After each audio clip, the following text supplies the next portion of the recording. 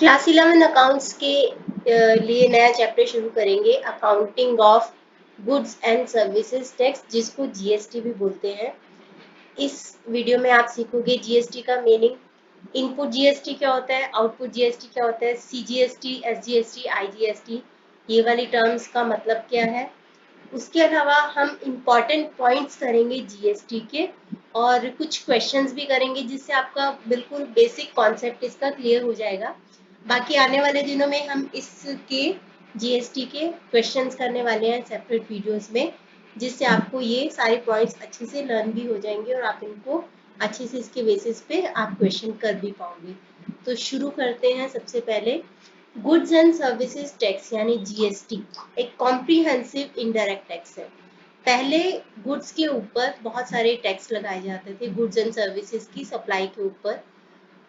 अब इनके जगह पे एक ही टैक्स आ गया है, जिसका नाम है GST, goods and services tax. तो सबसे पहले जीएसटी लगाया जाता है गवर्नमेंट के द्वारा सप्लायर के ऊपर, जो कि गुड्स एंड सर्विसेज को सप्लाई करता है। तो वो जीएसटी पे भी करता है जब वो बायर होता है, और जब वो सेलर होता है तो जीएसटी को कलेक्ट भी करता है। इसको मैं एक एग्जांपल के थ्रू समझाती हूँ, क्योंकि ऐसे आपको नहीं समझेगा। Input GST and output GST.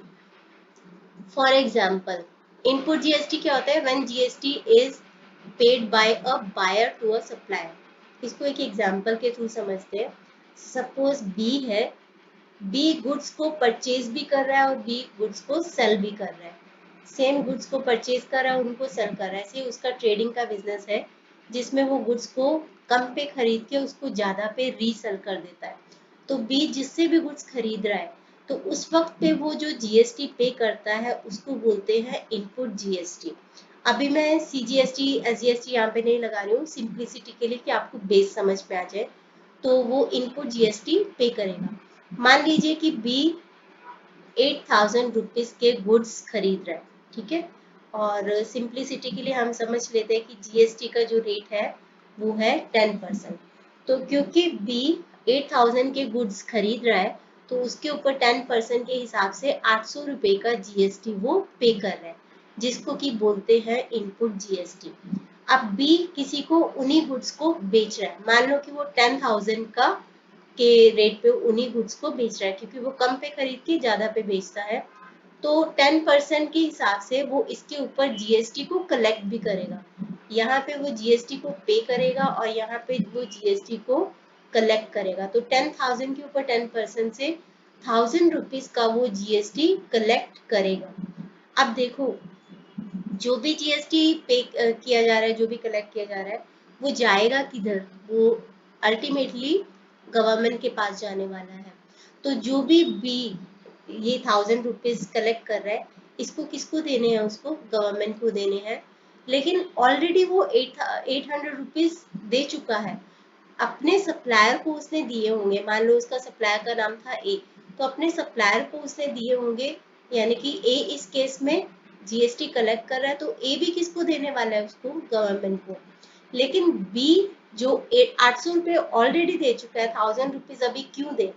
तो इस 800 रुपए का उसको क्रेडिट मिल जाएगा, इस इनपुट जीएसटी का उसको क्रेडिट मिल जाएगा, कि ये जो 1,000 रुपीज बी कलेक्ट करके गवर्नमेंट को देने वाला है, उसमें से 800 रुपए वो ऑलरेडी दे चुका है इनडायरेक्टली। तो अभी बी की जो लायबिलिटी बनेगी, नेट नेट लायबिलिटी बनेगी, वो कितने की बनेगी? 200 रुपए की। 200 रुपए की लायबिलिटी बनेगी। आई होप आपको समझा है। तो बी जब परचेजर था, तो वो इनपुट जीएसटी पे कर रहा था, और जब वो सप्लाई कर रहा था गुड्स को, तो वो जीएसटी कलेक्ट कर रहा था। अच्छा, इस सारी चीज में आपको एक चीज समझ में आई होगी कि बी की जो लायबिलिटी है 200 रुपीज की है, यानी कि बी ने जो भी गुड्स का वैल्यू एडिशन किया है, उसने 8,000 की खरीदी थी, उसने 10,000 की बेची। तो एक तरीके से उसने वैल्यू एडिशन कितने का किया है? 2,000 रुपीज का। तो 2,000 का 10% कितना होता है? 200 रुपीज। तो इसीलिए जीएसटी को वैल्यू एडेड टैक्स भी बोला जाता है, क्योंकि जब एक सप्लायर गुड्स को आगे बेचता है, तो वो कितने का वैल्यू एडिशन कर रहा है, उसके ऊपर जो टैक्स बनता है, वही इवेंचुअली उसको गवर्नमेंट को पे करना है। जैसे कि इस केस में 200 रुपीज। तो इसीलिए input GST when GST is paid by a buyer to a supplier, इस केस में बी ने जो ए को दिया वो इनपुट जीएसटी था 800 का, और output GST when GST is collected by a supplier, B ने जब कस्टमर को बेचा 10,000 का तो उसके ऊपर 1,000 रुपीज कलेक्ट किया, तो वो आउटपुट जीएसटी था। आई होप आपको इनपुट जीएसटी आउटपुट जीएसटी दोनों का मतलब क्लियर हो गया होगा। यहाँ पे मुझे एक और चीज बतानी है, इनपुट जीएसटी जो होता है तो एक तरीके से हम इसको एक एसेट के तौर पे मान सकते हैं, क्योंकि इस केस में 800 रुपये बी ने ऑलरेडी दे दिए थे, तो इसीलिए जब उसको 1000 रुपीज देने थे उसको इन 800 रुपये का क्रेडिट मिल गया, जिसकी वजह से उसको 200 रुपीज ही नेट देने पड़े। तो इसको हम ट्रीट करते हैं एसेट के जैसे, इनपुट जीएसटी को हम ट्रीट करते हैं एसेट के जैसे, और आउटपुट जीएसटी को हम ट्रीट करते हैं लायबिलिटी के जैसे, जो कि हमारी लायबिलिटी है टुवर्ड्स गवर्नमेंट। बट ऐसा नहीं है कि हमेशा एसेट की तरह से इनपुट जीएसटी को ट्रीट किया जाएगा। किसी किसी केस में इसका क्रेडिट नहीं मिलता है, किसी किसी केस में इसका क्रेडिट नहीं मिलता है। फॉर एग्जाम्पल एक रेस्टोरेंट खुला है, उसने अपने कस्टमर्स को फ्री का खाना खिलाया है, तो ये एक तरह से उसने बिजनेस की प्रमोशन की है। तो बिजनेस की प्रमोशन तो की है, लेकिन उसको इसके ऊपर जीएसटी पे करना पड़ेगा। अब ये जो उसने जीएसटी पे किया है, इसके ऊपर उसको क्रेडिट नहीं मिलेगा, यानी कि इसको एसेट के जैसे ट्रीट नहीं किया जाएगा। और भी ऐसे बहुत सारे पॉइंट्स है कि किस किस केस में जीएसटी को एसेट की जैसे ट्रीट किया जाता है और किस किस केस में उसको एक्सपेंस के जैसे ट्रीट किया जाता है, उस सब के बारे में पढ़ेंगे। तो थोड़ा सा आई थिंक आपको अभी तक बेस क्लियर हो गया होगा। आगे चलते हैं। GST is charged every time a supply is made till the time goods and services reach the consumer। तो जब तक जो गुड्स हैं वो कस्टमर तक नहीं पहुंच जाते तब तक जीएसटी चार्ज किया जाता है। इसको भी एक एग्जाम्पल के थ्रू समझते हैं। सपोज ए ने गुड सप्लाई की बी को, बी ने सप्लाई की सी को, और सी ने सप्लाई किया कंज्यूमर को। ठीक है, तो मान लो ए ने 8,000 के गुड्स बी को सप्लाई किए, बी ने उन्हीं गुड्स को 10,000 रुपीज पे सी को सप्लाई किया, सी ने उन्हीं गुड्स को 12,000 पे वो कंज्यूमर को बेचना चाहता है। सपोज सिंप्लिसिटी के लिए मान लेते हैं कि जीएसटी का रेट है 10% का, तो बी जो है अब 8,000 के गुड्स खरीदे हैं, तो 10% से वो 800 का इनपुट जीएसटी पे करेगा। इसी तरह से सी बी को 10,000 के गुड्स खरीदा, उसके ऊपर 1,000 रुपीज का जो है इनपुट जीएसटी पे करेगा। कंज्यूमर से भी सी वसूल करेगा, मतलब कंज्यूमर को ये तो नहीं पता कि कितना जीएसटी है, अल्दो आपको बिल मिल जाएगा तो बिल में लिखा होता है कि कितना जीएसटी है, बट 12,000 के हिसाब से 1,200 वो उसको जीएसटी पे करेगा सी को, यानी कि कंज्यूमर को इसकी कॉस्ट कितनी पड़ जाएगी 12,000 प्लस 1,200 यानी कि 13,200। तो जब तक कंज्यूमर तक गुड्स पहुंच नहीं जाते तब तक जीएसटी एवरी टाइम चार्ज किया जाता है। तो इस लाइन का ये मतलब है कि GST is charge every time a supply is made till the time goods and services reach the consumer. इसीलिए इसको डेस्टिनेशन बेस्ड टैक्स भी कहा जाता है। तो यहाँ पे ये गुड्स अपने डेस्टिनेशन पे पहुंच गई है, तो जब तक अपने डेस्टिनेशन पे नहीं पहुंचती तब तक उसके ऊपर जीएसटी चार्ज किया जाता रहेगा। जीएसटी के रेट है इंडिया के अंदर 0%, 5%, 12%, 28%, अलग अलग रेट्स है। किसी किसी चीज़ों पे जीएसटी को एग्जाम्पशन भी है, उसके बारे में आगे पढ़ेंगे। लेकिन आपको क्वेश्चन में दिया जाएगा कि क्या क्या है रेट, उसके हिसाब से आप क्वेश्चन को करोगे। अच्छा, ये तो हो गया input GST and output GST. अब हम बात करते हैं सीजीएसटी, एसजीएसटी और आईजीएसटी की। जब एक स्टेट के अंदर ही गुड्स को सप्लाई किया जाता है तो लगता है सीजीएसटी एंड एसजीएसटी। इसको समझते हैं कि एग्जाम्पल से। ये होता है इंट्रास्टेट, इंट्रास्टेट मतलब स्टेट के अंदर अंदर। जैसे मान लो कि मध्य प्रदेश में भोपाल भी है और इंदौर भी है, तो एक सप्लायर है जो कि भोपाल में रहता है, उसने इंदौर में किन्हीं गुड्स को सप्लाई किया है। तो दोनों क्योंकि सेम स्टेट के अंदर है तो उसको खरीदते टाइम पे करना पड़ा होगा CGST, input CGST and input SGST, और बेचते टाइम वो कलेक्ट करेगा output CGST and output SGST. CGST मतलब central state goods and services tax, और एसजीएसटी मतलब state goods and services tax. और उसके बाद है इंटरस्टेट। इंटरस्टेट का मतलब क्या होता है? इंटरस्टेट का मतलब एक स्टेट से दूसरे स्टेट पे जब गुड्स की सप्लाई की जाती है तो उसके ऊपर आईजीएसटी, आईजीएसटी यानी कि integrated goods and services tax लगता है। तो एक ही होता है आईजीएसटी। अच्छा, जीएसटी का जो भी रेट होगा, जीएसटी का जो भी रेट होगा सीजीएसटी और एसजीएसटी में हाफ हाफ कर दिया जाएगा। से 12% है किन्हीं गुड्स का, तो सीजीएसटी होगा 6% और एसजीएसटी होगा 6%। लेकिन इंटर स्टेट के केस में, यानी कि अगर एक स्टेट से दूसरे स्टेट में कोई गुड्स का सप्लाई किया जाता है तो लगता है आईजीएसटी, जिसको बोलते हैं integrated goods and services tax. तो वो 12% का पूरा 12% ही लगेगा। हम इसकी क्वेश्चंस करेंगे, आपको अच्छे से समझ में आ जाएगा। बहुत सारे क्वेश्चंस करने वाले हम इसके। तो ये था। उसके अलावा कुछ इम्पॉर्टेंट पॉइंट्स हैं जीएसटी के, लेकिन उसके भी पहले हम 3 क्वेश्चंस करते हैं, तो आपको थोड़ा सा आइडिया मिल जाएगा कि जीएसटी को कैसे चार्ज किया जाता है। जीएसटी को चार्ज किया जाता है टैक्सेबल वैल्यू के ऊपर। तो टैक्सेबल वैल्यू क्या होती है? टैक्सेबल वैल्यू होती है gross value of goods minus all discounts. Discounts मतलब एक तो कैश डिस्काउंट होता है और एक ट्रेड डिस्काउंट होता है। ट्रेड डिस्काउंट को हम प्री सेल डिस्काउंट भी बोल सकते हैं। आपको पता है कि ट्रेड डिस्काउंट की कभी भी हम एंट्री नहीं करते, बस ट्रेड डिस्काउंट को माइनस करके दिखा देते हैं। प्री सेल इसको इसलिए बोलते हैं क्योंकि सेल को प्रमोट करने के लिए सप्लायर सबको देता है ट्रेड डिस्काउंट, और कैश डिस्काउंट तभी देता है सप्लायर जब उसको कैश में पेमेंट मिल जाता है। तो ग्रॉस वैल्यू में से सारे डिस्काउंट को माइनस करने के बाद जो वैल्यू आएगी उसको बोलते हैं टैक्सेबल वैल्यू, और जीएसटी उसी के ऊपर ही चार्ज किया जाएगा। हम इसको एक क्वेश्चन से समझते हैं। ये है क्वेश्चन। अमर सन्स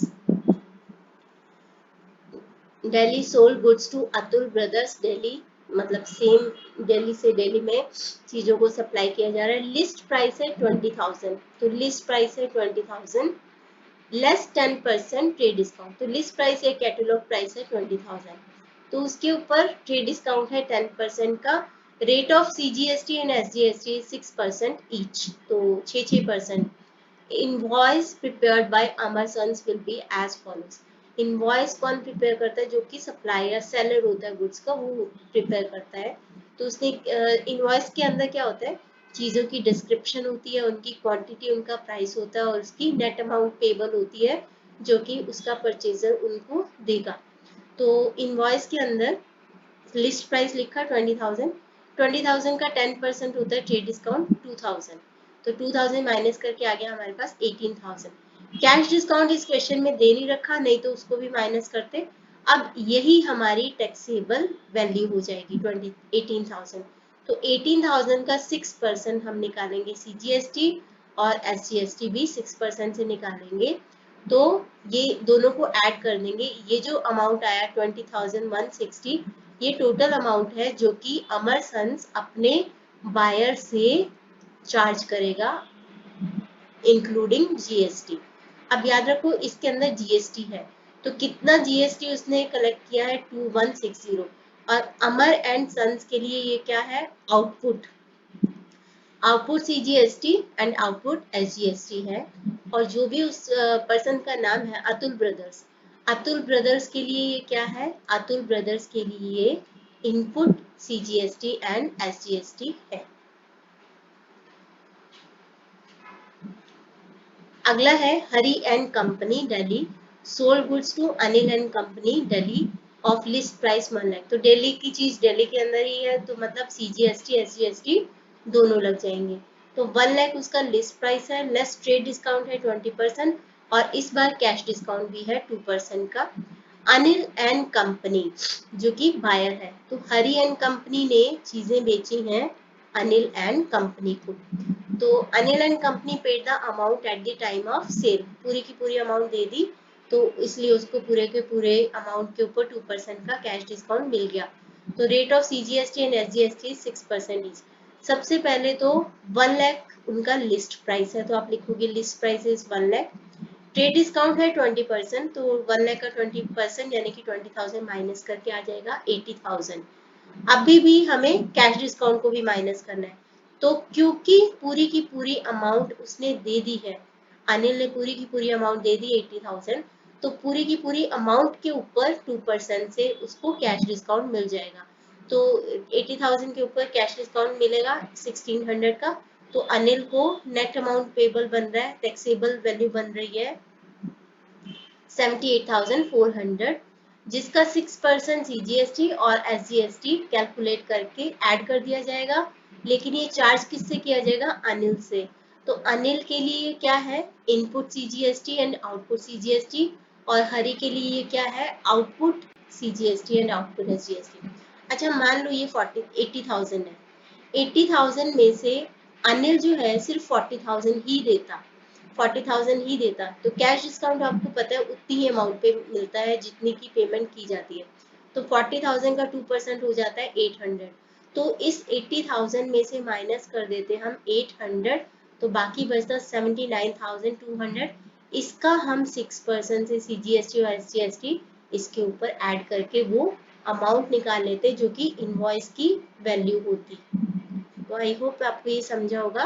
तो अनिल ने इनपुट सीजीएसटी और एसजीएसटी पे किया है, और हरि ने आउटपुट सीजीएसटी और एसजीएसटी कलेक्ट किया है। आगे है, अच्छा ऐसा ही क्वेश्चन है, Om and company Delhi sold goods to Pawan of Agra. तो ओम एंड कंपनी ने गुड्स बेचे हैं पवन ऑफ आगरा को 1 लाख के गुड्स हैं, और लेस ट्रेड डिस्काउंट 20%। तो दोनों ही जो है अलग स्टेट के हो गए, ये दिल्ली का हो गया, दिल्ली तो स्टेट भी नहीं है, और आगरा हो गया यूपी का।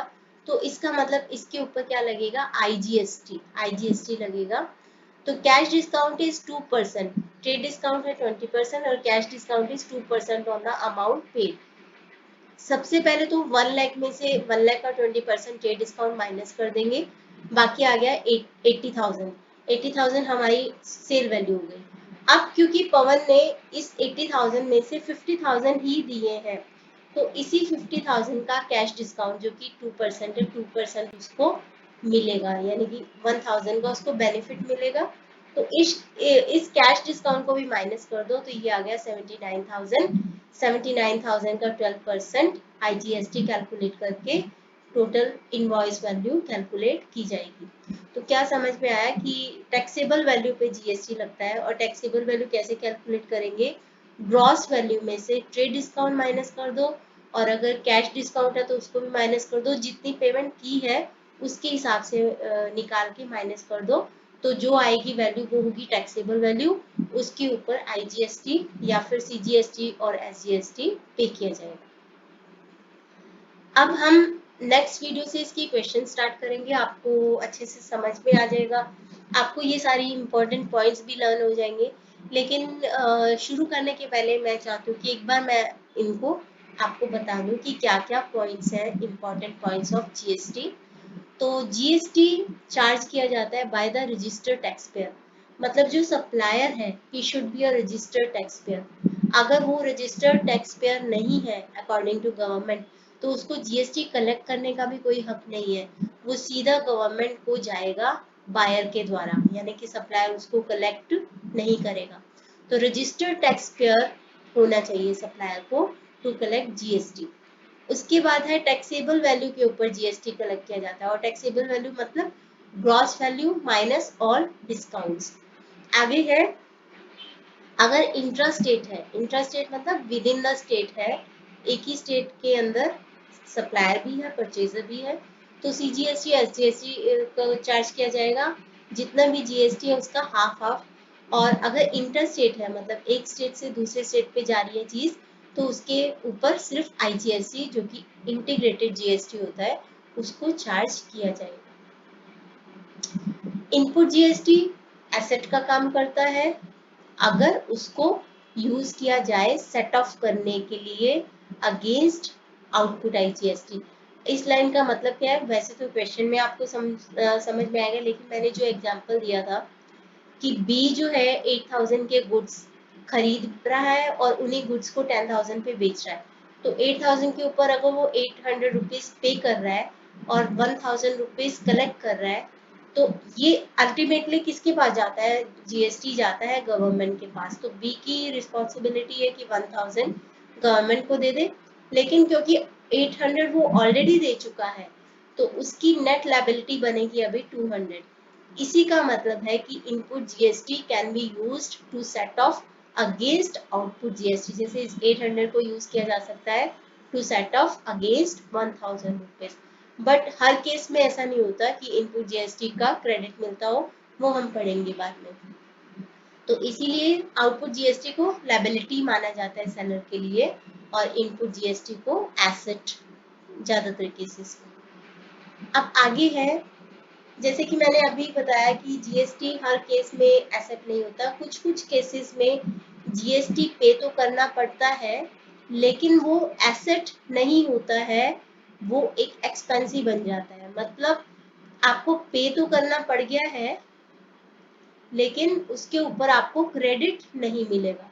मतलब आउटपुट जीएसटी कलेक्ट करते टाइम आप ये नहीं बोल सकते कि मैंने ऑलरेडी ये पे कर दिया, तो उसके ऊपर आपको क्रेडिट नहीं मिलेगा। तो कौन कौन से केसेस है? सबसे पहला रिपेयर्स टू बिल्डिंग। अगर बिजनेसमैन जो है अपनी बिल्डिंग की रिपेयर करवा रहा है या कोई भी अपनी बिल्डिंग की रिपेयर करवा रहा है, तो उसके ऊपर वो जीएसटी जो पे करेगा वो एज एन एक्सपेंस ट्रीट किया जाएगा। मतलब it is not allowed to be set off against output GST. और किस किस केसेस में है ये आपको याद करना पड़ेगा। क्वेश्चंस करते करते वैसे आपको याद हो भी जाएगा। Repairs and buildings, food and beverages, membership fee of club, health club, कोई फिटनेस सेंटर की अगर मेंबरशिप फी दे रहा है तो जीएसटी तो पे कर रहा है लेकिन उसका क्रेडिट नहीं मिलेगा। इसी तरह से हेल्थ इंश्योरेंस ले रहा है तो नहीं मिलेगा। अपने स्टाफ को गिफ्ट दे रहा है, डोनेशन कर रहा है, गुड्स को एज अ सैंपल फ्री में बांट रहा है, अपने गुड्स की ड्राइंग्स कर रहा है या फिर कोई व्हीकल परचेज कर रहा है, तो इनके ऊपर जीएसटी पे तो करेगा लेकिन that can not be used to set off against output GST. Question करेंगे तो आपको याद हो जाएगा कि क्या क्या चीजें होती हैं। फिर भी आगे भी पढ़ लेते हैं। अच्छा, किसी किसी केस में जीएसटी पे किया जाता है तो उसको इनपुट जीएसटी भी कहते हैं, इनपुट जीएसटी ही कहते हैं ऑब्वियसली, और उसको एसेट के तौर पे यूज किया जाता है, मतलब उसका क्रेडिट मिल जाता है, लेकिन उसका क्रेडिट रिवर्स भी हो जाता है। तो किस किस केस में रिवर्स हो जाता है? परचेजेस रिटर्न के केस में। देखो, जब हमने गुड्स को परचेज किया था, जब हमने गुड्स को परचेज किया था तो हमने इनपुट जीएसटी पे किया था, लेकिन अगर हम वो गुड्स को वापस कर दें यानी कि परचेज रिटर्न कर दें जो भी हमारा सप्लायर था, तो वो जो इनपुट जीएसटी हमने पे किया था वो रिवर्स हो जाता है। मैंने पीछे बताया था कि जो जीएसटी होता है वो टैक्सेबल वैल्यू के ऊपर चार्ज किया जाता है, यानी कि सारे डिस्काउंट्स को माइनस करने के बाद ग्रॉस वैल्यू में से जो वैल्यू आती है उसको बोलते हैं टैक्सेबल वैल्यू, उसके ऊपर चार्ज होता है जीएसटी। लेकिन कई बार ऐसा होता है कि हम सेल तो कर देते हैं या परचेज कर देते हैं लेकिन अभी हम पेमेंट नहीं देते, पेमेंट थोड़ा बाद में दे देते हैं, तो उसके ऊपर हमें कैश डिस्काउंट रिसीव होता है। तो क्योंकि हमें बाद में कैश डिस्काउंट रिसीव हुआ है तो उसके ऊपर जो जीएसटी था जो कि हमें मिला था वो रिवर्स हो जाएगा, क्योंकि जब हमने परचेज किया था तो उसी अमाउंट, टोटल अमाउंट के ऊपर हमने जीएसटी पे किया था। अभी हमें डिस्काउंट रिसीव बाद में हुआ है तो डिस्काउंट को क्योंकि माइनस करने के बाद जीएसटी कैलकुलेट किया जाता है तो उतनी अमाउंट का जीएसटी रिवर्स हो जाएगा। आपको कंफ्यूजन नहीं होना चाहिए क्योंकि क्वेश्चन में आपको समझेगा कि कैसे किया है। जस्ट अभी के लिए बेसिक समझ लो। प्रोप्राइटर ने अगर गुड्स की ड्राइंग्स की है या फिर गुड्स लॉस्ट हो गई हैं, डिस्ट्रॉय हो गई हैं, चोरी हो गई हैं, या फिर गुड्स ऐसी हो गई हैं ऑब्सोलीट हो गई हैं, मतलब उनकी कोई वैल्यू नहीं बची, उनको राइट ऑफ करना पड़ गया, या गुड्स को सैंपल के तौर पे बांट दिया, फ्री ऑफ कॉस्ट बांट दिया, या गुड्स को डोनेशन के तौर पे बांट दिया, गुड्स को सैंपल के तौर पे बांट दिया। तो गुड्स का ये जो भी कुछ होगा, जब हमने खरीदा था तो हमने उसके ऊपर जीएसटी पे किया था, बट क्योंकि अब ये गुड्स कस्टमर के पास नहीं पहुंची, उन गुड्स का कस्टमर के पहुंचने के पहले ही ये सब कुछ हो गया, तो उसके ऊपर जीएसटी रिवर्स हो जाएगा। आगे है, यहाँ पे तो था कि जीएसटी जो हमने पे किया और क्लेम कर दिया कि हमें इसका क्रेडिट मिल जाए, वो कैसे रिवर्स हो जाता है। अब ये है कि हमने जीएसटी कलेक्ट किया था, ठीक है, कलेक्ट किया था और आउटपुट जीएसटी के जैसे ट्रीट किया था, वो किस किस केस में रिवर्स हो जाता है। बिल्कुल वैसे तो इसका रिवर्स ही है। यहाँ पे क्या था कि हमने जब गुड्स को सेल किया था तो हमने जीएसटी कलेक्ट किया था, लेकिन अगर वो गुड्स हमारे पास वापस आ गई, यानी सेल्स रिटर्न हो गया, तो वो जीएसटी भी रिवर्स हो जाएगा। इसी तरीके से जैसे यहाँ पे कैश डिस्काउंट रिसीव किया था, इसी तरीके से मान लो हमने बाद में, मतलब सेल होने के बाद में अपने कस्टमर को कैश डिस्काउंट दिया है अगर, तो उसके ऊपर अगर हमने जीएसटी चार्ज किया था उतनी अमाउंट के ऊपर, मान लो कि मैंने 1000 रुपीज का कैश डिस्काउंट बाद में दिया, तो उसके ऊपर 10% का मैंने ऑलरेडी जीएसटी पे कर दिया होगा, कलेक्ट कर लिया होगा। अब क्योंकि वो गुड्स जो है, अब उसका मैंने डिस्काउंट दिया है 1000 रुपीज का, तो उस 1000 रुपीज का 10% जो मैंने कलेक्ट किया था वो रिवर्स हो जाएगा, क्योंकि जो जीएसटी पे किया जाता है, चार्ज किया जाता है, सारे डिस्काउंट होने माइनस करने के बाद किया जाता है। अच्छा, पीछे तो था कि हमें किन किन चीजों का जीएसटी के ऊपर क्रेडिट नहीं मिलेगा, वो था कि क्रेडिट नहीं मिलेगा। अब ये है कि जीएसटी किन किन चीजों के ऊपर चार्ज नहीं किया जाता, यानी 0% होता है। सैलरीज एंड वेजेस हम अपने स्टाफ को दे रहे हैं, एजुकेशनल सर्विसेज खरीद रहे हैं, इलेक्ट्रिसिटी वाटर यानी बेसिक चीजें खरीद रहे हैं, तो उसके ऊपर कोई जीएसटी नहीं लगता। हेल्थ सर्विसेज खरीद रहे हैं, कंसल्टिंग ओनली है, यानी हॉस्पिटलाइजेशन वगैरह नहीं है। इंटरेस्ट अगर हम पे कर रहे हैं, लोन लिया है, तो उसके ऊपर जीएसटी नहीं है। अगर हम गवर्नमेंट को कुछ सर्विसेज सप्लाई कर रहे हैं, या फिर दूसरे कंट्रीज की एम्बेसीज को गुड्स या सर्विसेज को सप्लाई कर रहे हैं, हर कंट्री के अंदर दूसरे देशों की एम्बेसीज होती है, जैसे इंडिया के अंदर अमेरिका, पाकिस्तान, नेपाल, ये सब की एम्बेसीज हैं, तो उनको अगर हम गुड्स या सर्विसेज सप्लाई कर रहे हैं, तो उसके ऊपर जीएसटी एग्जेम्प्टेड है, मतलब जीएसटी नहीं लगता। अगर हमारे स्टाफ ने हमारे लिए कोई काम किया, ट्रैवल किया है, और वो क्लेम करते कि ये वाले एक्सपेंसेस हमें रीइंबर्स कर दो, तो उसके ऊपर भी जीएसटी 0% लगता है। ये था हमने किया कि जीएसटी किसके ऊपर क्रेडिट नहीं मिलता, किसके ऊपर 0% लगता है, किसके ऊपर रिवर्स हो जाता है। अब ये है रिवर्स चार्ज। रिवर्स चार्ज का मतलब है, जैसे कि मैंने पीछे एक चीज बोली थी कि जो भी सप्लायर होता है, he should be a registered tax payer. अगर वो टैक्स पेयर नहीं है रजिस्टर्ड, तो उसको जीएसटी कलेक्ट करने का कोई हक नहीं है, वो सीधा जाएगा गवर्नमेंट को। इसी तरीके से और भी बहुत सारे केसेस हैं जिनमें सीधा जीएसटी हम एज अ परचेजर पे तो करते हैं इनपुट जीएसटी, लेकिन किसको करते हैं, सीधा गवर्नमेंट को। तो सबसे पहले तो वही हो गया कि अगर हम किसी अनरजिस्टर्ड टैक्स पेयर से चीजें खरीद रहे हैं, तो हम उसको नहीं पे करेंगे, हम गवर्नमेंट को पे करेंगे, सीधा गवर्नमेंट के अकाउंट में जाएगा। इसी तरीके से अगर हम इंडिया के अंदर लॉयर की फी, वकील की फी पे कर रहे हैं, तो उसको भी हम जीएसटी नहीं पे करेंगे, हम गवर्नमेंट के अकाउंट में पे करेंगे। अगर हमने आउटसाइड इंडिया कुछ सर्विसेज ली है और कोई फीस पे की है, क्योंकि वो आउटसाइड इंडिया है, तो हम उसके ऊपर जीएसटी पे नहीं करेंगे, वो गवर्नमेंट को देंगे, सीधा उस पर्सन को नहीं देंगे जो आउटसाइड इंडिया में है। हम कॉपीराइट यूज कर रहे हैं, जैसे किसी की बुक छाप रहे हैं, पब्लिश कर रहे हैं, तो उसके ऊपर जीएसटी भी सीधा गवर्नमेंट को जाएगा। तो इसके साथ ही यहाँ तक की थ्योरी खत्म होती है। नेक्स्ट वीडियो से हम इसके क्वेश्चन स्टार्ट करेंगे और आपको ये सारे रूल्स याद भी हो जाएंगे।